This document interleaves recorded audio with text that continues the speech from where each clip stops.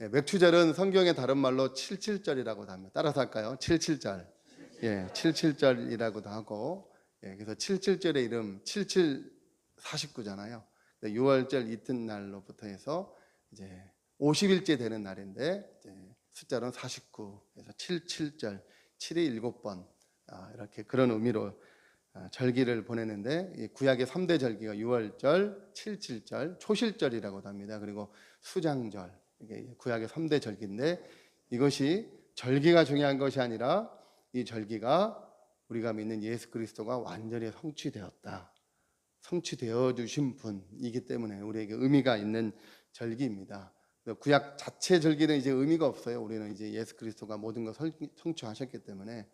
그러나 이 절기가 성경의 완전한 복음이니까, 성경의 구약의 모든 예언이 어떻게 예수 그리스도로, 여러분 이제 아침빛 하고 있잖아요. 이제 다음 강의가 이제 예수 그리스도 메시아에 관한 예언인데, 여러분 우스갯소리로 전 세계에 거짓 자칭 메시아가 가장 많은 나라가 어느 나라인 줄 아세요? 예? 우리나라예요. 우리나라가 전 세계 메시아가 가장 많대요. 60% 정도 있대요. 60% 정도 자칭, 뭐 잘하는 이단들 워낙 많잖아요. 그 메시아가 워낙 많대요. 그만큼 종교성이 뛰어난 민족인 것 같아요. 77절의 다른 이름을 보면요, 첫 번째 맥추절이라고 합니다. 출애굽기 23장 16절을 보면, 제가 이제 시간 관계상 다 성경은 이제 읽질 않을게요. 몇 개만 읽고요. 출애굽기 23장에 보면 이제 그 맥추절을 지키라라고 하면서 맥추절을 얘기하는데, 원래 이제 맥추절이라는 의미가 여러분 아시는 분 계시겠지만, 이제 이스라엘은 그 당시에 이제 보리를 절기지만, 우리가 지금 7월 첫 주로 보내는 지금 우리에게는 보리지만 이스라엘로 따지면 밀수확이에요. 밀수확인데 이제 이게 번역하면서 맥추절이다라고 이렇게 번역이 되었다고 합니다. 맥추절이라고도 하고요. 그리고 이제 첫 번째 수확을 거뒀다 해서 초실절, 첫 열매를 수확했다 라는 의미로 이제 초실절이라고도 불립니다.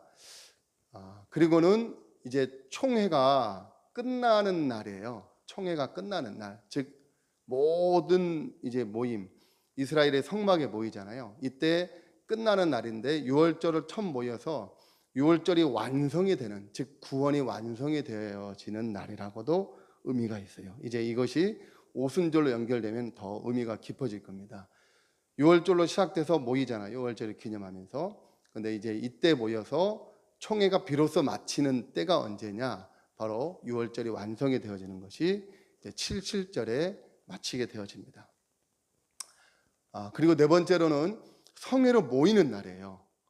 모이기도 하죠. 끝나면서 모여서, 이것은 이제 모세가 성회로 모여라라고 명령을 내려줬기 때문에 이제 그때 모여서 마치는 날로 이렇게 우리가 의미가 들 수 있겠습니다. 그리고는 50일, 헬라어로는 펜테코스테라고 해서 오순절이라고 해요. 의미가 있죠. 성경에 이 오순절이라는 단어는 이제 본격적으로는 신약 때 쓰긴 썼지만, 이제 구약의 레위기에 50일째 되는 날 모여라, 이렇게 기념을 드려라. 그게 77절, 다른 말로 50일째 오순절, 헬라어로 펜테코스테라고 하면서 의미를 이렇게 부여할 수 있습니다. 바로 이제 구약의 이 3대 절기 중 77절 맥추절을 지키면서 이것이 어떻게 신약의 오순절과 연결이 되는가 살펴보면요, 77절과 오순절, 아까 제가 얘기한 레위기 23장 16절에 50일째 되는 날 이제 모여서 성회로 드리라라고 했던, 이때 여러 이제 요제도 드리고 여러 이제 제사 드리는 방법은 있는데 그 얘기는 오늘은 이제 생략하겠습니다. 77절과 오순절에 보면, 77절에는요 6월절 2일째부터 50일째 모이는데, 이때 유대의 전승에 따르면 77절에 율법을 받았다라고 그들이 얘기해요. 그래서 율법을 받았다는 건 유대교 입장에서는 유대교의 생일과 같은 아주 중요한 그렇게 날로 지금도 기억하고 있습니다. 그래서 이제 제가 연구하고 찾아봤더니 유대인들은 77절을 지킵니다. 지키고, 그 당시에는 성전 AD 70년 로마에 의해서 파괴되기 전에는 성전 중심으로 보였다가 성전이 파괴된 이후에는 가정과 회당 중심으로. 그런데 지금도 이스라엘에 저희 동료 선교사님이 계신데 지금도 북이스라엘 쪽에요, 사마리아에는 지금도 모여서 7.7절 드린다 그러더라고요. 그러나 이제 예루살렘 중심으로 인해서는 이제 가정과 회당 중심으로 이제 양을 잡고 그렇게 이제 한다고 합니다. 그래서 율법을 받은 날 유대교의 생일이라고 볼 수 있는데, 자, 신약의 오순절에는 바로 부활절 이후에 50일째 되는 날을 우리가 오순절이라고 부르잖아요. 바로 이때는 우리가 잘 알다시피 성령 강림하신, 성령이 부어진 날이죠. 즉 우리로 얘기하면 우리 교회의 생일이에요. 우리 교회의 생일이기도 하죠. 의미가 그렇게 있다고 볼 수 있어요. 그리고 보면 6월절에는 유대인들이 회개, 그러니까 지금 이제 최근에 이제 어떤 그 기자가 유대 그 히브리어를 공부하는 사람이 유대교 그 이스라엘 직접 가서 그들에게 물어봤대요. 지금 현재 2024년 살아가는 유대인들에게 6월절이 의미하는 당신의 의미는 뭐냐라고 물어봤더니 크게 두 가지 얘기하더라고요. 하나는 자유함을 얘기하고, 자기들이 출애굽한 거잖아요. 예수 그리스도는 모르죠. 단지 자유함, 그러니까 자유의 의미가 해석은 달라질 수 있겠지만 자신들이 이제 자유함을 얘기하고 있고, 또 하나는 뭐냐면 자유함과 동시에 자기에게 회개, 날마다 회개하게 되어지는 그런 의미가 있다고 지금도 그렇게 얘기하고 있더라고요. 6월절의 의미를. 6월절의 의미를 유대인의 회개라고 한다면 7.7절은 유대인이 아니라 즉 이방인의 회개와 구원과 연관이 있다고 봐요. 7.7절은. 그래서 7.7절에는 지금도 이들이 어떤 그 지키냐면 회당에서 7.7절에 출애굽기 19장과 20장 그리고 룻기를 읽는다 그래요. 룻기를. 이 출애굽기 19장 20절과 20장과 룻기를 읽는 의미가 있는 거죠. 출애굽기 19장 여러분 잘 알다시피 어떤 장이죠? 모세가 이제 이스라엘이 19장에 시내산에 모여서 하나님이 부르심을 받잖아요. 너희가 다 내게 속겠다. 세계가 다 내게 속겠고 너희는 제사장 나라로 불렀다라고 부르심을 받은 날이고요. 출애굽기 20장에는 모세가 시내산에 올라가 십계명을 받은 장이죠. 그 룻기는 잘 알다시피 거기에 이방인 여자 룻과 유대인 정통 유대인 보아스가 만난 룻기죠. 그러면서 거기에 다윗의 아버지 이새가 나오게 되어지는 이제 그런 역사가 일어나게 되잖아요. 자, 룻기를 읽게 되어지는 게 바로 이방인과 유대인이 이제 어떻게 복음 안에서 하나가 되어지는지를 바로 우리는 오순절 성령 강림을 통해서 복음 안에서 하나 되어지는 것을 알게 되어지는 거죠. 바로 그것이 이제 7.7장과 오순절의 큰 의미라고 볼 수 있겠는데요. 자, 그러면 이제 오늘 본문 오순절에 일어난 일들을 우리 사도행전 2장을 중심, 아까 우리가 목사님 읽어주셨는데 사도행전 2장을 보면 오순절 날이 이미 이르매, 그러면서 2장 1절로 시작해요. 오순절 날이 이미 이르매. 즉 구약으로 따지면 7.7절이죠. 신약 성경에는 오순절이라고 하지만 구약 사람들에게는 7.7절이라고 해서 모이잖아요. 아까 7.7절의 다른 이름이 뭐라 그랬죠? 모이는 날이라 그랬죠. 총회 끝나는 날. 그러니까 아주 의미가 큰 날이에요. 실질적으로 6월절의 모든 행사가 마지막으로 최종적으로 모이는 날이기 때문에 지금 보니까 그 당시 여기 보면 9절에 보니까 바데인, 메데인, 엘라민, 메소보다미아, 유대, 갑바도키아, 본도 아시아, 보르길리아, 밤빌리아, 애굽과 및 구레네, 가까운 리비아 여러 지방에 사는 사람들과 로마로부터 온 나그네, 즉 그 당시에 전 세계예요. 여기가 그 당시 우리로 따지면 열방이죠. All Nations라고 볼 수 있는 모든 열방의 사람들이, 유대인들이 다 모인 거예요.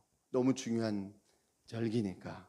이때가 1년에 한 번씩 모이지만 특별히 이때 이제 예수 그리스도가 계신 해고, 바로 우리가 잘 알다시피 바로 얼마 전에 50일 전에 예수님이 부활하시고 난 역사적으로 때가 되어서 AD와 BC가 나누게 되어지는 그 시점, 갈라디아 4장 4절에 때가 참에 하나님의 아들이 인간의 몸으로 오신, 인간의 모든 구속사의 모든 완성을 위하여 십자가와 부활의 복음의 주인이신 예수 그리스도가 오신 해고 오신 해에 그 해잖아요.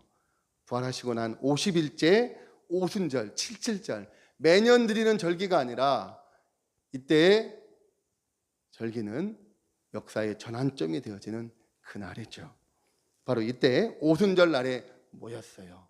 이들이 모였고요. 그랬더니 마가다락방에 120문도가 모였다고 역사는 기록하고 있죠. 이때 보니까 성령의 충만함이 일어났다라고 얘기합니다. 여기 보니까 성령의 충만함을 받고 성령의 말하게 하심을 따라 방언을 했다 그래요. 각 나라 방언으로 이제 말하기를 그치지 아니하였다라고 했는데, 자, 이 말씀 보기 전에 사도행전 1장 4절을 보니까 이렇게 제가 읽어드릴게요. 사도와 함께 모이사 그들에게 분바에 이르시되 예루살렘을 떠나지 말고 내게서 들은 바 아버지께서 약속하신 것을 기다리라 라고. 주님이 기다리라 하셨어요. 떠나지 말고 기다리라. 그 앞에서 예수님 약속하신 데가 언제입니까? 이제 이들이 승천하는 예수님을 바라보면서 얘기한 거잖아요. 근데 그 승천 전에 예수님이 어떤 일이 벌어져요? 죽으시고 부활하시고 난 다음에 승천하실 때 얘기를 하신 거죠. 사도와 함께 떠나지 말고 기다리라. 약속하신 성령이 올 것이다 라고 했던 그 결과 성령이 임하신 거예요. 마침내 부어지신 거예요. 할렐루야. 자, 이러한 일이 일어났고요. 그리고 보니까 다른 언어들로 말하기 시작했는데, 그냥 다른 언어들로 말하는 것이 뭐 생뚱맞게 하지 않으셨을 거 아니에요. 사도행전 1장 8절에 보니까 오직 성령이 너에게 임하시면 너희가 권능을 받고 예루살렘과 온 유대와 사마리아와 땅끝까지 이르러 내 증인이 되리라 하시니라. 보니까 모든 열방에게 이 복음을 전하게 하겠다. 어떻게 전할 줄 몰랐어요. 이들은 어떻게 이 복음이 온 유대와 지금 예루살렘도 전하기 벅찬데 너에게 성령이 임하시면 예루살렘과 온 유대와, 지금 상황적으로 이 말이 가능할 때가 아니에요. 로마의 시퍼렇게 살린 그 서슬퍼런 권력이 살아있고 지금 카타콤 같이 지금 숨어서 예배를 드리고 지금 어마어마한 사람들이 막 배교하고 막 여러 가지 일들이 일어나는 가운데 지금 온 유대와 사마리아와 땅끝까지 이르러 내 증인이 되리라 하셨던 이 말씀이 어떻게 성취될지 제자들이 어떻게 알았겠어요. 그런데 여기 보니까 성령의 충만함을 받고 다른 언어로 말하기를 시작했어요. 전 세계 유대인들이 얼마나 뜨겁게 마가다락방에서 기도했는지 그들이 방언을 하기 시작했더니 이 얘기를 들었던 주변 사람들이 그 성전 안을 울리고 다락방 안을 울리고 동네를 떠들썩하게 말하는데 들리는 언어가 그 당시에 열방의 모든 언어로 다 말하기를 시작했다는 거예요. 자, 중요한 건 각 언어로 하나님의 어떤 얘기를 했을까가 중요하잖아요. 그러면 각 백성 방언으로, 우리가 기도원이나 여러 갈 때 보면 방언, 각양의 방언들 하잖아요. 그런데 정말 방언다운 방언하는 사람도 있지만 가짜 방언하는 사람도 많다 그래요. 각종 언어를 얘기했겠죠. 그런데 성경은 중구난방으로 중언부언하지 않고요, 초점이 명확하게 한 가지로 초점을 요약하고 있어요. 여기 보니까 2장 36절이죠. 제가 읽어드릴게요.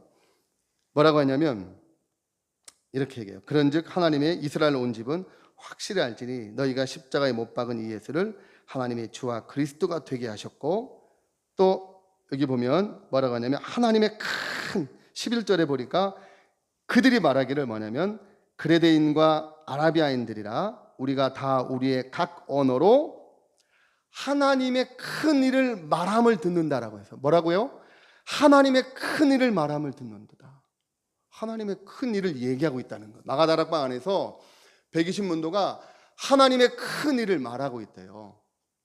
하나님의 큰 일이 뭐죠? 그것이 바로 베드로가 오순절 설교 때 다시 반복하기를 정확히 얘기해요. 뭐냐면 너희가 이스라엘 온 집은 알지니 너희가 십자가에 못 박힌 그 예수를, 못 박은 그 예수를 하나님의 주와 그리스도가 되게 했다. 할렐루야. 너희가 못 박은 예수 그리스도를, 너희가 예수를 하나님의 주와 그리스도가 되게 했다라고 얘기하고 있어요. 그 말은 뭐냐?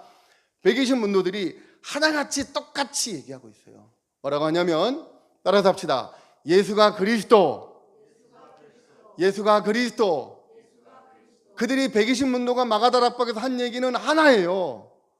예수가 그리스도라고, 이 얘기를 러시아로 이수스 크리스토스, 한국말로 예수 그리스도, 영어로 Jesus is the Christ, 각종 방언으로 얘기했다는 얘기예요. 똑같이. 그러니까 듣는 사람은 러시아어로 듣고, 그레데 방언으로 듣고, 애국 방언으로 듣고, 각자 지역에 있는 사람들이 그 지역에 동화돼서 재외동포겠죠.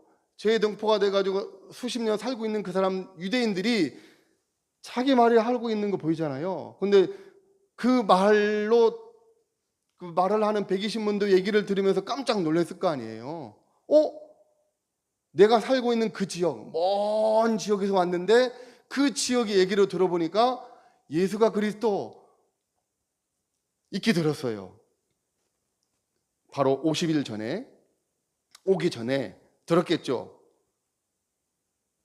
이스라엘 땅에 소요가 일어나고 엄청난 소요가 일어났는데, 어떤 많은 사람들을 선동했던 그 예수라는 사람이 있는데 그가 십자가 못 박혀 죽었다라고 소문이 났어요. 그런데 그가 죽음과 동시에 부활했다는 얘기도 들렸겠지요.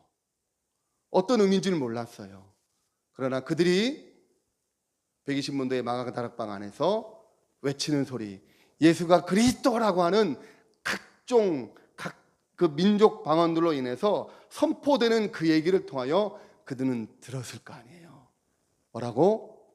너희가 죽인 예수가 그리스도라고 이들이 겁이 없이 마구마구 선포해요. 이 놀라운 일들이 언제? 오순절 날에 일어났다는 거예요. 할렐루야. 놀랍지 않습니까? 이 얘기를 통해서 이제 이들이 그 중에 사도행전 2장에 오순절 설교를 통해서 3,000명이 예수를 믿고요. 예수 믿고 이들이 어떻게, 여기 온 사람들이 있을 거 아니에요. 바로 보니까 14절에 이어서 베드로가 11사도와 함께 이 이야기를 통하여 나와서 이제 베드로가 힘차게 복음을 전했더니 3,000명이 죽게 돌아왔다고 얘기해요. 성경 얘기하잖아요. 그 3,000명이 그냥 뭐 신앙생활을 했겠어요? 그 당시 예수가 그리스도라고 얘기했다는 건 자기 목숨을 내건 증인인데 이들이 삶의 자리로 돌아갔겠죠. 그리고 거기서 뭐가 생겼을까요?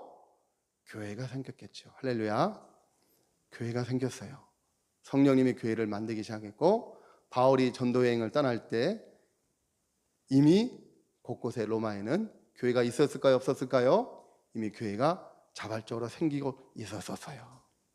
누가 하셨다? 성령님이 하신 거예요. 할렐루야. 이미 사도행전 1장 8절에 예수가 그리스도라고 이 복음이 선포되어질 때 하나님의 놀라운 일들을 하실 거야 라고 성령님이 직접 말씀하고 있다는 거예요. 우리가 복음을 전할 때 예수가 그리스도라고 전하게 되어지면, 듣든지 아니 듣든지 전하게 되어지면 바로 듣는 심령에 귀가 있는 자가 듣 것이고, 죄인이 회개하여 예수 그리스도를 영접하게 되어지면 하나님의 때에 바로 그 심령 안에 교회가 세워질 것입니다. 그게 성령님이 하시는 일이고 우리가 열방 현장에서 우리도 경험하고 있어요. 그래서 복음을 전하는 것은 주님이 하시는 겁니다. 우리는 단지 통로가 돼서 순종해서 하시는 것이지 그 외에 하는 거 없어요. 여러분, 이란에서요 21세기 들어서 가장 폭발적으로 전도 복음이 부흥된 나라가 이란인 거 여러분 아세요? 놀랍죠? 예. 거기 선교사님들 20년 30년 사역해도 한 영혼 죽게 돌아오는 게 열매 맺기 쉽지 않아요. 예. 눈으로 보는 열매를 따지면 선교사님들 다 철수해야 돼요. 실력 없어가지고 다 철수해야 되는데, 놀라운 일은 성령님이 꿈과 완성으로 역사하고 계시다는 거예요. 그럼 어느 날 선교사님 계시다가 이제 도저히 예수 믿지 않을 것 같은 이맘들이, 랍비들이 찾아와요. 왜요? 지난밤에 예수님이라는 분이 성령으로 나타나서 자기에게 내가 메시아다, 그렇게 나를 따르라고 얘기했다는 거예요. 그리고는 죽기를 각오하고 예수 믿기를 결정하고 개종을 선포하고 선교사님 찾아왔다는 그 최근에 일한 선교사님들 보고를 들으면요, 여러분 소름이 돋아요. 와, 마지막 때가 되어 주님이 친실하게 주님의 친히 복음을 전하고 계시다는 걸 우리가 깨닫게 되어집니다. 바로 십자가와 부활의 복음의 결론이 뭐냐? 마태복음 1장 23절 제가 읽어드릴게요. 바로 예수님이 이 땅에 오신 목적입니다. 보라, 처녀가 잉태하여 아들을 낳을 것이요 그 이름을 뭐라고 하라? 임마누엘이라 하라. 할렐루야. 임마누엘을 번역하면 하나님이 우리와 함께 하시겠다라는 얘기예요. 십자가 부활의 복음의 결론은 따라서 합시다. 임마누엘. 예. 임마누엘인가? 왜 임마누엘인가? 왜 임마누엘인가? 바로 오늘 맥추절을 오순절이잖아요. 주님이 죽으시면 죽으셔도 되는데 죽으시기만 할 뿐만 아니라 부활하셨어요. 죽으시면 끝나면 안 돼요. 의인으로, 그냥 단지 의인이라는 칭호를 받기 위해서 예수님 태어나신 거 아니거든요. 하나님이신 그분이 인간의 몸으로 이 땅에 오신 것이 단지 죽음으로 끝나기 위해서 오신 게 아니에요. 죽고 부활하여 나 위대한 능력의 소유자라고 자랑하고 싶어 그런 것 아니에요. 십자가 부활로 끝나면 안 됩니다. 십자가 부활의 복음의 결론은 임마누엘이에요. 왜요? 우리와 함께 하셔야 되기 때문인 거예요. 그 일을 이루시기 위하여 죽으시고 부활하시고 승천하시고 우리 아래 임마누엘 하신 겁니다.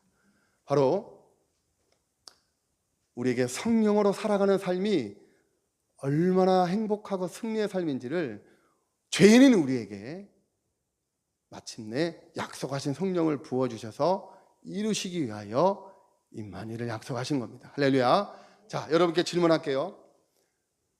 우리는 거룩한 삶, 율법의 요구를, 성경이 말하는 모든 율법의 요구를 여러분 우리는 이뤄낼 수 있을까요? 없어요. 궁금하죠. 할 수 있을라네. 나를 보니 연약해서, 나 연약해서. 우리 아이들도 고민해요. 아이들도 고민해요. 보고 만난 아이들도 고민해요. 저는 이게 이제 여러분 오늘 이 시간을 통해서 여러분이 가지고 있는 고정관념을 깨뜨리려고 합니다. 왜냐하면 항상 이 모든 초점은 우리는 복음을 만나도 이 복음을 살아갈 수 있을까 없을까의 가능성과 기준을 항상 우리는 누구에게 두냐면 나에게 둬요. 내가 할 수 있느냐 없느냐. 예전에도 넘어졌고, 예전에도 기도하기로 결단했는데 3일밖에 못 가고, 전도하기로 결정했는데 일주일도 못 가고, 성경 읽기로 결정했는데 레위기도 못 넘어가고 막 이러면서 여러 실패를 경험했기 때문에 실패에 익숙한 우리는 철저하게 나를 주목하게 돼요. 근데 복음은요, 그런 우리를 주목하라 하지 않아요. 애초에 우리에게 기준이 있다면 예수님이 이 땅에 오실 필요도 없어요. 초점은 뭐다? 따라서 합시다. 임마누엘. 예. 밖에서 조정하면 되는데 우리를 꼭두가시처럼, 우리 그거 인형 있잖아요. 예수님이 그렇게 인형으로 조정하면 되잖아요. 그렇게 따지면 할 수 있도록. 근데 우리는 로봇가 아니란 말이에요. 우리에게 하나님이 주신 최고의 선물이 있는데 사랑할 수 있는 뭘 주셨다? 자유의지를 주신 거예요. 자발적으로. 왜냐하면 그래서 사랑은 억지로 안 되는 거잖아요. 우리 여기 계신 부모님들 다 아시잖아요. 절대 사랑은 억지로 돼요? 안 되죠. 사랑 안 하면 큰일 나 이런다고 사랑이 됩니까? 안 되죠. 마음에서부터 우러나오는 사랑이 돼야 자발적으로 하나님을 기뻐하고 찬양하게 되어지는데, 이 일을 하나님이 아시기 때문에 우리에게 절대로 억지로 우리에게 하지 않으신다는 거죠.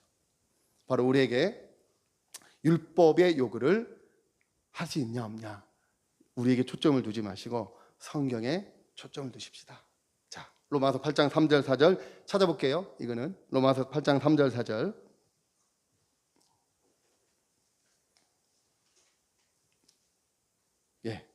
8장 3절 4절 같이 읽습니다. 시작. 율법이 육신으로 말미암아 연약하여 할 수 없는 그것을 누구는 하신다?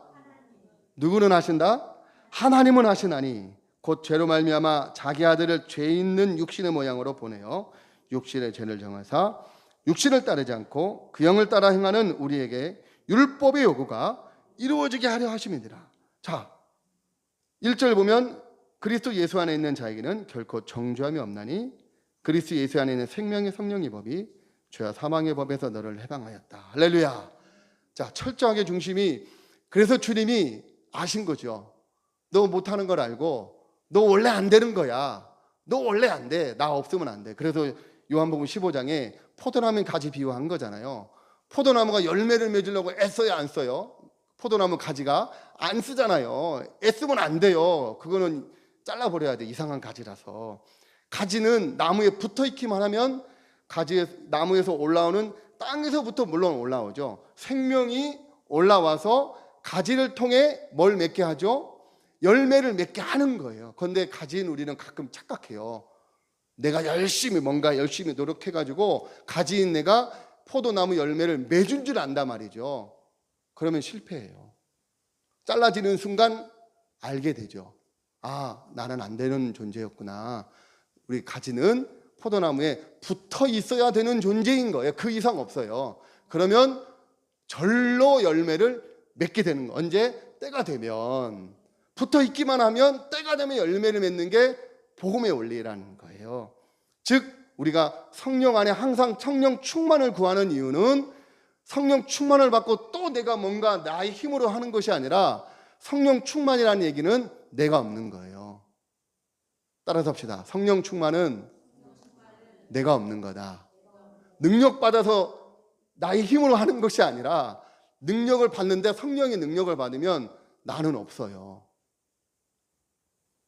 나는 없게 되면 뭐가 없는 줄 아세요? 계획이 없고요, 가진 게 없고요, 할 수 있는 게 없어요. 이게 바울이 말하는 복음 안에서 삼무의 원리예요. 바울이 복음 만나고 계획이 있습니까? 성령 인도하심 따라 다녔지. 바울 복음 만나고 가진 게 있어요? 없어요. 바울 복음 만나고 나서 어떻게 됐죠? 모든 거 허락하심으로 살아가요. 그런데 가장 행복하다고 얘기해요. 이게 복음이 가져다 주는 산무의 원리예요. 기뻐요. 근데 복음 만났는데 계획이 많다? 점검을 봐야 돼요. 복음 만났는데 나의 계획이 많다? 그럼 점검을 봐야 돼요. 성령이 주시는 계획은 있죠. 오늘 성령이 주신 따라 성령이 열매를 맺는 계획들이 있다면 순종하셔야 되지만, 나를 만족다는 나의 계획은 매 순간 십자가로 나가서 죽음으로 선포하셔야 돼요. 할렐루야. 그게 바로 율법의 요구가 이루어지는 비밀이에요. 그래 하나님은 하시니까. 할렐루야. 이게 성경이 얘기하고 있는 거예요. 그러니까 우리는 다시 한번 얘기할게요. 우리는 거룩한 삶 율법의 요구를 이뤄낼 수 있어요, 없어요? 다시 한번. 우리는 거룩한 삶 율법의 요구를 이뤄낼 수 있어요, 없어요? 자신 있게 하셔야 돼. 있습니다. 할렐루야. 아멘 하세요. 이게 내가 할 수 있다 꼬면 나 또 안 되는데, 나 또 안 되는데. 우리 아이들도 똑같이 해요. 복음 만나는 아이들도 보면 꼭 어디다면 선교사님, 선생님 맞는데요, 나 또 넘어질 것 같은데요, 또 넘어질 것. 그건 자기예요. 그 히브리서 말할 때 4장 3절에 뭐라고 해요? 그렇지 못하는 건 믿음과 결부하지 않았기 때문인 거예요.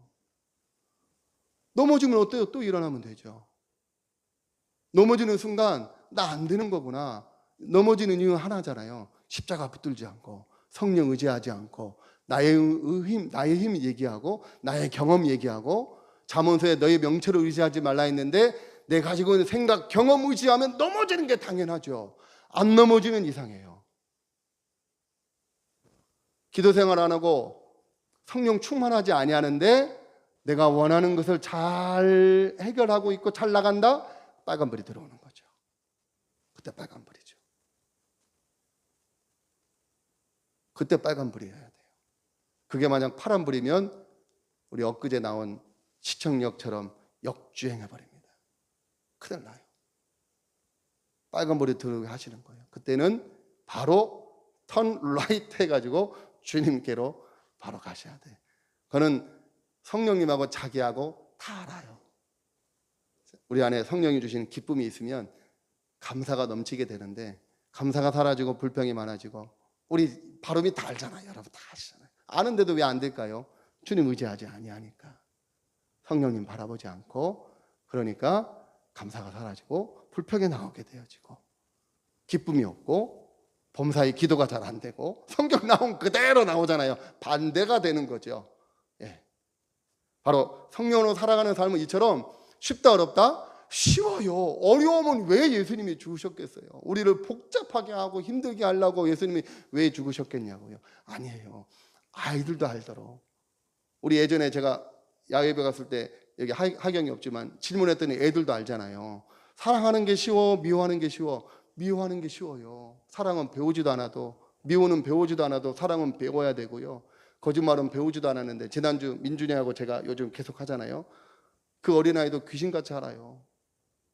걔는 또 안 믿는 애인데도 물어보니까 거짓말을 배웠냐 안 배웠냐. 그러니까 안 배워서, 거짓말을 안 배워도 왜 이렇게 잘하는지 자기가 봐도 신기하대.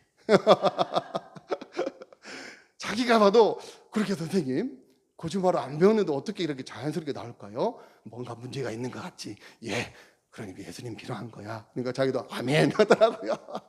그러니까 예수님 빨리 믿고 싶대. 그래서 영접기도까지 했어요, 지난주에. 신기하게. 애가 순전하니까 받아들이는 거죠. 그러니까 복음은요, 아이들도 알아요. 너무나도 당연한 얘기를 하는 거거든요. 당연한 얘기를 하는 거거든요.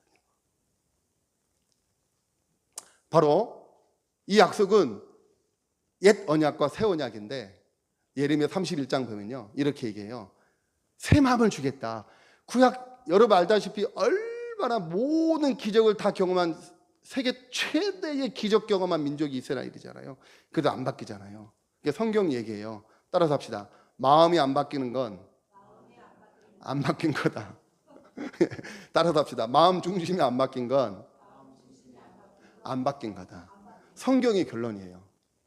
구약의 결론은 이스라엘은 마음 중심이 안 바뀌었어요. 예레미야 17장 9절에 만물보다 심히 부패한 것이 보다 사람이 마음이다 라고 해요. 이를 누가 알리오마는. 만물보다 심히 부패한 건, 그러니까 선지자들이 다 본 거예요. 눈 뜨고 어마어마하게 기적 다 경험하고 해도 안 바뀌었어요. 호세아는 오라 우리가 여호와께로 돌아오자 막 외쳐도 안 돼요. 안 바뀌어요. 안 바뀌어. 이유는 하나예요. 뭐냐? 마음이 안 바뀌니까. 근데 어떻게 마음 바뀌어요? 안 돼요. 사람으로서는 안 돼요. 사람으로는 마음 못 바꾼다고요. 그랬더니 유명한, 제가 예배당이라 가요는 부를 수 없고 그 얘기하잖아요. 내가 왜 이러는지 몰라 라는 그 노래가 있잖아요. 자기 마음도 몰라요. 그 사람 그 노래 부르는 자기 자신도 몰라. 내가 왜 이러는지 몰라라고 하는 노래가 있다며요. 웃는 거 보니까 아시는 것 같아. 자기가 왜 이러는지도 몰라요. 사랑하고 싶은데 미워하게 되는 거야. 막 보듬고 싶은데, 이제 부부끼리도 그러잖아요. 오늘은 남편과 아내를 꼭 사랑한다고 고백할 거야. 목사님이 말씀해 주셨고 실천해야지. 다 주여 아멘 기도하고 문 딱 열고 그 아무개가 딱 보이는 순간 사랑하는 마음보다는 눈 또 뒤집어져 가지고 이제 그 마음이 올라오는 순간 사랑하는 마음보다 빨리 밥 먹어요 막 이러면서 이 감정이 먼저 올라오는. 왜? 안 돼요. 내 마음, 내 힘으로 안 된다고요. 성령님의 마음을 주장하셔야 돼요. 그 얘기 하시는 거잖아요. 바로 성경의 모든 언약이 그거예요. 너는 안 된다. 새 마음을 주겠다. 성경의 수많은 예언들이 다 그 얘기합니다. 새 언약을 약속하는데, 아까 앞에 보니까 잠깐 보면요, 옛 언약은 율법 받았다 그랬잖아요. 율법에 이 새겼어요. 이렇게. 우리도 만약에 이 성경이 경전으로만 끝나면 우리도 율법 유대교와 똑같아요. 너무나 감사한 건 이 성경의 주인이신 성령님이 요한복음 1장 1절에 말씀이신 하나님이 밖에 계시지 않고 어디 계신다? 우리 안에 계시는 게 감사한 거예요. 요한복음 14장 26절에 그래서 예수님을 따랐던 사람들이 예수님이 성령 얘기하시면서 내가 너에게 보혜사 성령을 보낼 건데 마침 그때 보혜사 성령이 너희 안에 오면 너희가 이렇게 일어날 거야. 어떻게? 내가 너희에게 다른 얘기 아니고요, 내가 너희에게 한 말을 생각나게 할 거야. 할렐루야. 여러분, 위급할 때 우리가 뭐가 생각나요? 말씀이 생각나잖아요. 사업이 실패하고 어려울 때, 병약하고 가정에 어려움이 생기고 개인적으로 낙심하고 좌절할 때 우리 그리스도인들 위로받는 가장 큰 성령의 위로가 다른 위로 아니잖아요. 말씀으로 위로해 주시잖아요. 우리 안에 계신 성령께서 말씀으로 생각나게 하시고, 아 그렇지 아멘이지 라고 말씀으로 위로해 주시는 것, 성령께서 생각나게 하시는 것, 바로 그날 이 선지자들이 이처럼 기다렸어요. 새 언약에 관한 약속인데 에스겔 36장 보면요, 부드러운 마음을 너에게 주겠다. 굳은 마음이니까 로마서 1장에는 이 마음을 하나님을 마음에 두기 싫어하는 마음이라고 그랬어요. 이상하죠? 사랑하는 가족도 다른 얘기하면요 다 그냥 부드럽다가도, 그렇게 부드러우신 어머님이, 그렇게 마음이 온화하신 아버지가 예수님 옛자 복음만 나오면 눈이 확 돌아가요. 안 믿어진다는 거예요. 싫다는 거예요. 예수쟁이라고 그러는 거예요. 이상해요. 한번 사랑하는 아들, 사랑하는 부모, 사랑하는 자녀가 얘기하면 들어보고 싶기도 하잖아요. 내 사랑하는, 나를 낳아준 어머니, 아버지가 그래서 자기 인생을 바꾼 복음 이야기를 해주면 들어라 봐야 될 거 아니에요. 드라마 얘기, 소설 얘기, 동네 사람들하고 관계 안 좋은 얘기 해주면 아이고 그래 위로해 주긴 해. 그런데 내가 만난, 나 인생을 바꾼 복음 이야기를 하면 마음에서 밀어내버리는 거죠. 이상하잖아요. 내 사랑하는 가족인데 내가 가장 기쁜 이야기를 했는데 듣고 같이 기뻐하면 좋잖아요. 그런데 싫어하는 거예요.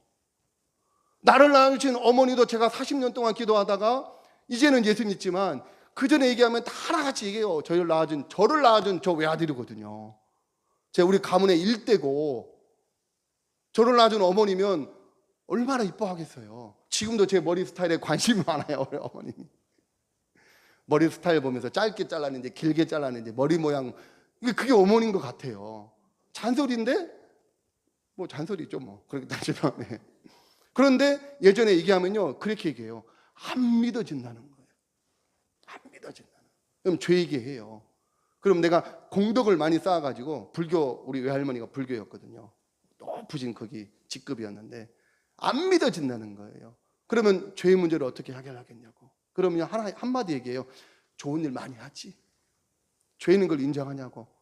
죄 있는 걸 인정한대. 그러니까 착하게 살려고 하고, 그러니까 착하게 살고 많이 구제하고, 이제 죄 있는 거 100, 내가 착하게 산 거 한 70, 80 되면 아직은 20이 부족하니까 그래서 20 채우려고 열심히 살아간다는 거. 이게 안 믿는 사람들의 원리거든요. 안 믿어진다는 거예요. 근데 성경이 믿음으로 말미암아 값없이 주는 은혜로 얼마나 감사해요. 거저 구원받겠다는데 예수 그리스도를 믿기만 하면 자신이 죄인이라고 아까 얘기를 했으니까 진짜 죄인인지를 마음으로 고백하고 예수님을 마음으로 믿어 의에 이르면, 입으로 시인하면 구원을 얻게 해주겠다는데, 그러면 감사하잖아요. 돈 보따리 싸들고 와서라도 믿어줘야 될 거 아니에요. 그런데 성경은 뭐라 하냐면 하나님 마음이 두기 싫어한다 그래요. 안 믿는 거예요. 우리 아이들도 10대 애들이 오잖아요. 어린아이 관계없이 쬐까만 애도요 예수님 옛제 얘기하면요 안 믿어지는 거예요. 싫다, 없다는 거예요. 과학이 아니라는 거예요. 눈에 안 보인다는 거예요. 이상하죠. 우리가 그렇게 심각하게 존재의 문제가 있는 거예요. 마음, 우리 안에 문제가 있는 거예요. 이것을 성경은 부드러운 마음을 주린다. 강팍한 거예요. 막 강팍. 하나님에 대해서, 유독 하나님에 대해서만큼은, 복음에 대해서만큼은 우리 죄인의 존재가 강팍해요. 여기는 우리도, 저도 그렇지만 예수님 만나고 삶이 바뀌고 할 때 우리가 세상적으로 잘 나가고 내가 원하는 거 소원 성취 되어질 때 여러분 예수님 찾아봤어요? 아니잖아요. 마음에 절망이 되어지고 심령이 가난하고 주님 앞에 나올 때 그때 주님이 만나 주셨잖아요. 할렐루야. 여기 보니까 마침내 위에서부터 영을 부어 주신다 그랬고요. 내가 내 영을 만민에게 주신다 그랬고요. 바로 성령을 보내주시는 우리에게 보내주신 목적이 뭐냐? 바로 따라 여기 같이 읽어볼까요? 시작. 복음을 살아낼 능력이 없는 우리에게 복음을 살아내기 위하여 내주하러 오시는 것이다. 성령님이 우리 안에 계시는 이유는 하나예요. 복음을 살아낼 수 있도록 우리의 힘이 아니라 성령으로 말미암아 살아가도록 하시는 거예요. 할렐루야. 이게 유일한 목적이에요. 그래서 그분을 영화롭게 하고, 그러니 마태복음 6장 33절에 너희는 먼저 그의 나라 그 일을 구하면 이 모든 것을 너에게 더하시겠다라고 약속하신 거예요. 할렐루야. 바로 에베소 1장 13, 14절에는 그 안에서, 우리 안에서 예수 그리스도를 믿어 약속의 성령으로 인치심, 너 내 거야, 도장을 딱 찍어가지고 사단이 틈타지 아니하도록 지켜주시겠다. 바로 복음을 살아내는데 성령님께서 뭐 해주겠다? 보증 서주셨다는 거예요. 할렐루야. 그리고 디도서 3장 6절을 보니까 단독적으로 오신 것이 아니라 예수 그리스도로 말미암아 우리 안에 오셨다는 거예요. 성령님은 단독 못 와요. 예수 그리스도 이름으로 오시는 거예요. 그러니까 삼위일체예요. 보내주시는 분, 오시는 분, 대신 오시는 분. 바로 언제 오셨냐? 그날 십자가 구속 이후에 오셨어요. 요한복음 7장 30절 39절, 여러분 수전절에 그때 예수님이 가셔서 목마른 자들아 다 내게로 오라 말씀하시면서 내가 주는 물은 생물은, 내가 주는 물을 마시는 자는 영원히 목마르지 아니하겠다 말씀하시면서 내가 너에게 떠나가는 것이 유익하다. 거룩한 성령님이 어떻게 죄인인 우리에게 오실 수 있을까요? 불가사의한 일이죠. 이 일을 바로 십자가 구속이 완성된 이후에 예수님이 죽으시고 부활하시고 승천 이후에 보좌 우편에 앉으실 때, 이때는 언제냐? 우리 죄의 문제가 끝난 거예요. 유월절처럼 양의 문설주야 문인방과 문설주에 양의 피를 바른 믿음으로 말미암아 그 일에 참여한 사람에게 의롭다 하심을 얻게 되어지는 이 일이 이제 너희를 더 이상 너를 죄인이라 하지 않고 은혜 입은 죄인이라 부르겠다. 할렐루야. 우리가 죄인은 죄인인데 은혜 입은 죄인이라는 거예요. 다른 말로 의인이 되었다는 얘기죠. 그때 우리에게 약속의 성령으로 우리 안에 뭐 하러 오시겠다? 내주하러 오시겠다. 전에는 우리의 심령에 뭐가 가득했어요? 죄된 생명으로 가득 찼어요. 이 죄된 생명은 죄하고 뗄래야 떼날 수 없어요. 그래서 우리는 이렇게 불러요. 여러분 따라서 합시다. 죄 곧 나, 나 곧 죄. 이게 우리예요. 죄하고 나는 하나였어요. 우리는 내가 곧 죄고, 나의 열매가 죄가 아니고요, 나의 거짓말이 죄가 아니고, 나의 음란함이 죄가 아니고, 나의 욕심과 탐심이 죄가 아니고, 내가 죄예요. 죄를 지어서 죄인이 아니라 죄인이기 때문에 죄가 나올 수밖에 없는, 날 때부터, 어릴 때부터 아담의 후손으로, 왜 로마서 5장 12절 죄가 생명의 들어옴으로 말미암아, 죄된 생명이니까 뭐밖에 안 열려요? 죄만 열리죠. 그러니까 우리는 전에는 뭐 했어요? 이거를 딸 보려고 열매를 많이 땄단 말이죠. 음란함을 땄고 거짓말을 땄고 여러 가지 열매를 따도, 여러분 가지치기 해보신 분 알잖아요. 전정 가지치기 하면 안 열립니까? 나중에 때가 되면요, 전정 가지치기 하는 이유가 뭐죠? 농부들이 열매 더 많이 맺게 하려고 그러는 거예요. 죄 열매를 아무리 따보세요, 열매 안 맺나? 나중 상황과 조건만 되면요 더 맺어서 더 괴로워요. 이게 죄인의 운명이에요. 우리로는 안 되는 거예요. 예수님이 그거 아시고 예수님이 이 땅에 오시는 건, 예수님은 그래서 이렇게 얘기해서, 내가 이 땅에 온 것은 생명을 주러 왔어. 열매를 따러 왔으면 이해가 되는데 생명을 주러 왔대요. 왜요? 우리에게는 열매의 문제가 아니라 생명의 문제가 있다는 얘기예요. 우리 안에 이 생명의 문제가 있다는 얘기예요. 그래, 이 생명이 바뀌지 아니하면 안 바뀐 거예요. 겉모양은 바뀔 수 있어도 생명이 바뀌어야, 존재가 바뀌어야 열매를 그때 비로소 성령께서 맺게 하시는 거예요. 할렐루야. 이 일을 성령이 우리 안에 내주하셔서 그 일을 하신다는 얘기예요. 언제? 그날 이후에. 자, 좀 빨리 지나갈게요. 다음 마지막 페이지 될 것 같은데. 자, 이제 오직 성령으로, 바로 로마서 8장 12절 17절에 보면요, 하나님의 상속자, 즉 우리가 말미암아 성령으로 말미암아 받은 하나님의 자녀된 권세를 누리는데, 아들의 생명을, 양자가 아바 아버지라 부르는 양자의 생명을 가졌는데, 이 양자의 생명을 가진 하나님의 자녀가 영광과 함께 뭣도 받는다? 고난도 받게 돼요. 근데 이게 유익이 돼요. 고난이 유익되어지는 비밀을 여러분들에게 돼요. 세상에서는 고난 피하고 싶죠. 고통 피하고 싶죠. 아니요. 복음 안에서는요, 고난과 고통이 기쁨과 유익이 되어지는 놀라운 역전이 일어납니다. 할렐루야. 그게 복음이 가져다주는 능력이에요. 자, 여러분, 성령 충만하고 싶습니까? 충만하고 싶지 않으세요? 무섭죠? 충만하면 어떻게 될까봐. 성령 충만함 받으면 어떻게 될까봐 무서우시죠? 성령 충만함 받고 싶습니까? 이건 아멘 하고 안 하고 아니라 반드시 그렇게 되셔야 돼요. 안 그러면 못 살아요, 여러분. 성령 충만함은요, 우리가 원하는 것이 아니라 성령님 자체가 충만하신 분이에요. 우리가 성령을 충만케 해달라고 한 것이 아니라 성령님 우리 안에 내주시는 순간 벌써 충만이에요. 할렐루야. 우리 편에서 그냥 목마른 표현으로 성령 충만하게 하십시오라고 하지만 성령님은 이미 충만하신 분이에요, 우리 안에. 날마다 믿음으로 선포하시는 거예요. 그런데 놀라운 건요, 성령 충만할 때, 여러분, 사도행전 2장에 이제 사도행전 2장 14절로 36절까지 베드로가 3,000명을 회개하는 성령 충만함이 역사가 일어나요. 그렇게 되길 원하십니까? 원하십니까? 아멘 안 하시네요. 안 원하세요? 원하시죠? 여러분 복음 전할 때, 여러분 자녀가, 부모님이, 여러분 동료가 복음을 전할 때 이 말에 회개가 되어서 예수님께로 돌아오기를 원하시죠? 아멘이시죠? 근데 놀라운 건요, 사도행전 7장에 스데반도 성령 충만했더니 어떤 일이 벌어진지 아세요? 돌 3,000개가 날라왔어요. 이러고는 쉽지 않죠. 사도행전 2장에 성령 충만함을 원하는데 사도행전 7장에 스데반처럼 돌 맞는 성령 충만함을 원하지 않는 게 우리 정서이긴 한데 둘 다 받으실 거예요. 그게 기쁨이 될 거예요. 이 열방에서 일어나는 기쁨이에요. 성령 충만은 반쪽짜리 아니에요. 성경은 둘 다 얘기하고 있어. 영광과 고난을 받는다.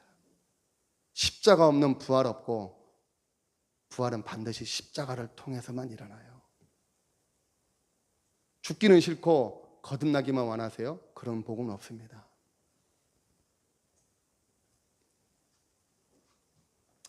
이제 이 말씀하고 저희 이제 기도 제목 나눌 텐데요. 따라서 합시다. 군사, 나그네, 신부. 이게 저와 여러분을 얘기하고 있는 정체성이에요. 나는 뭐다? 예수님의 군사. 나는 이 땅에선 나그네. 나는 그리스도의 신부. 이 세 가지가 저 여러분을 설명하는 정체성이에요. 이렇게 살면요, 행복합니다. 행복합니다. 성령 충만한 사람은 이렇게 살게 돼요. 여러분, 이게 기쁘니까. 자, 이번에 우리 지난주에요. 우리 7월 3, 4, 5, 2, 7월 1, 2일은 저희가 학교에서 우리 학부모님들은 학부모라 안 해요. 우리가 3년 전부터 이런 용어를 썼어요. 따라서 합시다. 책임교사. 전에는 우리 학부모님들이 학교에 애들만 보내고 애들을 보내는 데 목적이 있었다면 저희는 학부모님들이 애들을 학교에 보내지 않아요. 책임교사로 같이 싸웁니다. 애들을 또 집으로 가잖아요. 이번 방학 동안 2달 동안 애들을 또 교사로서 양육해야 되거든요. 가르쳐야 되거든요. 예수님이 책임교사 되듯이 우리도 책임교사로서 살아가는 거예요. 부모님들도 책임교사예요. 맡은. 왜냐하면 내 자녀가 아니니까. 하나님의 자녀를 맡긴 교사, 책임교사가 되는 거예요. 그게 학교에서 영역이 다를 뿐이지 우리는 동일하게 우리 자녀들과 주님으로부터 위탁받은 책임교사입니다. 그때 우리 헤브론 아이들이 선교사로 나가는 아이들이잖아요.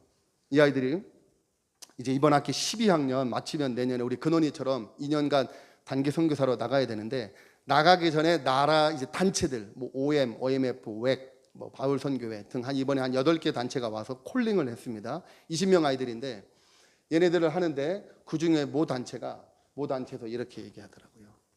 내가 어느 단체라고는 얘기 못 하겠는데, 그 단체에서 이렇게 자기 단체를 소개하면서 이렇게 얘기해요. 이렇게 얘기했어요. 군대 막사를 만약에 호텔로 만들어 놨다면 어떻게 됐을까요? 군대 막사를 호텔로 만들어 놨다면. 여러분, 만약에 우리 이상무 목사님이 워낙 이제 깨어 있으셔가지고 여기를 만약에 여러분 이렇게 예배당을 이렇게 칸막이 해가지고 럭셔리하게 꾸며가지고 각 VIP룸을 만들어가지고 여러분 편하게 다리 우리 비즈니스 클래식 예배당 이거를 의자를 버튼 딱 눌렀더니 갑자기 쫙, 제가 비즈니스 클래식 한 번 타봤습니다. 은혜로 카작 갈 때 갑자기 제 이름을 불리더라고요. 불려가지고 김영종 고객님 했더니 비즈니스 당첨됐다는 거예요. 그날 한 달에 한 번씩 뽑는데요. 제가 비즈니스 클래식 탔는데 우와, 이 맛에 타는구나. 버튼을 눌렀더니 이코노미는 이러고 10시간 가야 되잖아요. 얼마나 허리 아파요. 저같이 덩치 큰 사람들은 좁아가지고. 근데 비즈니스 클래식은 버튼 눌렀더니 쫙 해서 그 안으로 들어가서 땅바닥에 누웠어요. 누워서 갔어요. 이래서 타는구나. 만약에 이 예배당을 우리 목사님이 워낙 깨어있는 분이라 가지고 여러분 각각을 지금 우리 집사님이 버튼을 딱 누른 순간 예배 듣다가 힘들었어요. 아, 허리 아프네. 버튼 딱 눌렀더니 쫙 해서 누웠어. 누워가지고 옆으로도 볼 수 있고 음료수도 마시고 호텔이 됐어요. 여기 예배당이 호텔이야. 그럼 어떻게 될까요? 많이 올까요? 많이 오겠네. 교회 많이 오겠네. 근데 왜 그렇게 안 만들었을까? 많이 올 거면 좋은데. 아니니까요. 아니니까. 그게 교회 본질이 아니니까. 군대 막사를 호텔로 만들면요, 어떻게 될까요? 군대 막사. 군대는 목적이 적이 있는, 주적이 있는, 전쟁 준비하고 있는 데잖아요. 군대 막사를 만약에 호텔로 바꿔놓으면 다 그렇게 해놨어요. 개인 사우나 시설 다 이거 쫙 최고급으로 해놨어. 군대 막사를. 전쟁이 일어나면 어떤 일 벌어질까요? 옷 입고 총 메고 나갈까요? 사이렌 울리자마자 그 군대 제일 먼저 도망갈 겁니다. 남쪽으로 도망갈 거예요. 살려고. 자기 정체성을 잃어버리니까.